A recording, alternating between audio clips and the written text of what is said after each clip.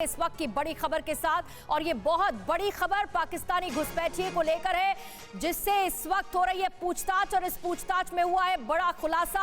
आज ही नुपुर शर्मा की हत्या की प्लानिंग थी रिजवान की। रिजवान को पाकिस्तानी मौलवियों ने हत्या के लिए कहा था। रिजवान की अजमेर से दिल्ली जाने की प्लानिंग थी और उसके बाद इस साजिश को अंजाम देने की तैयारी में रिजवान श्री गंगानगर से घुसपैठिए रिजवान को गिरफ्तार किया गया, जिसके बाद जॉइंट इंटरोगेशन चल रही है और इसी जॉइंट इंटरोगेशन में यह बड़ा खुलासा हुआ है।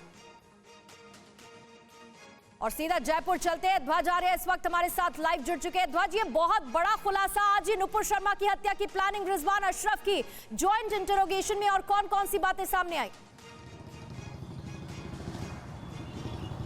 देखिए, पिछले 3 दिन से इससे पूछताछ की जा रही है और एक बड़ा खुलासा जो है अभी अभी हुआ है कि जो रिजवान अशरफ है, पाकिस्तान का नागरिक है, ये जब भारत में आया तो इसकी जो प्लानिंग थी नुपुर शर्मा की हत्या करने की प्लानिंग थी। आज ही के दिन यानी कि 20 जुलाई को ये नुपुर शर्मा की हत्या करना चाहता था और गंगानगर से पहले अजमेर जाने की इसकी प्लानिंग थी। अजमेर की जो दरगाह है वहाँ ज़ियारत करता और उसके बाद में दिल्ली जाकर ये नुपुर शर्मा की हत्या की बात इसने कबूली है। इसने साफ तौर पर कहा है कि मैं दिल्ली जाकर नुपुर शर्मा की हत्या करता। हालांकि इसके पास जब पूछा जांच एजेंसियों ने कि यह किस तरीके से वो दिल्ली जाता और कहाँ इसके पास कोई एड्रेस है, इसने ये कहा कि मेरे पास एड्रेस नहीं था। तो जांच एजेंसियों का ये मानना है कि अजमेर में इसके जो कॉन्टैक्ट्स थे वो कहीं ना कहीं नुपुर शर्मा का इसे एड्रेस देते और वहां इसे भेजा जाता। ध्वज, यही सबसे बड़ी बात निकलकर सामने आ रही है कि आखिर लोकल मददगार कौन है रिजवान अशरफ के, ये पता लगाना बहुत बड़ी चुनौती है। ये तो समझ में आता है कि रिजवान का किस तरह से माइंड वॉश किया गया है, किस तरह से उसे जिहादी बनाया गया है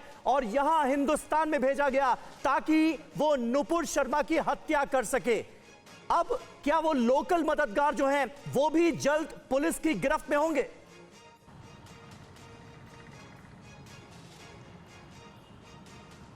देखिए, भारत के कुछ जो मैप हैं उसके पास मिले हैं, 2 चाकू मिले हैं, कुछ सामान मिला है, खाने पीने का सामान मिला है और जो अजमेर की दरगाह जाने का इसका जो प्लान था वहाँ पर इसके कॉन्ट्रैक्ट्स हैं वो खंगाले जा रहे हैं। गौहर चिश्ती एक सबसे बड़ा क्लू जो है जांच एजेंसियां उसे लेकर चल रही हैं कि गौहर चिश्ती से आज भी पूछताछ जारी है, 22 तक रिमांड पर है और क्या उसका कोई कॉन्टैक्ट इससे था और किस तरीके से ये किससे बात करना चाहता है, इससे लगातार पूछताछ की जा रही है। दिल्ली की जांच एजेंसियां पहुंच चुकी हैं और दिल्ली की जांच एजेंसियां जो है गंगानगर में डेरा जमाई हुए हैं और वहां इससे लगातार पूछताछ की जा रही है। तो कहीं ना कहीं ये माना जा रहा है कि भारत में इसके लोकल जो कॉन्टैक्ट थे उनसे किस तरीके की संबंध था, इसके बारे में पता लगाया जा रहा है। बहुत बहुत शुक्रिया ध्वज आर्या, आपका इस ताजा जानकारी और अपडेट के लिए नजर बनाए रखिएगा। आगे भी आपसे जानकारी लेते रहेंगे। कल ही देश की सबसे बड़ी अदालत ने यह माना था कि नुपुर शर्मा की जान को खतरा है और यही वजह है कि जो अलग अलग राज्यों में उनके खिलाफ केसेस चल रहे हैं उन्हें अब एक जगह ट्रांसफर करने की बात हो रही है।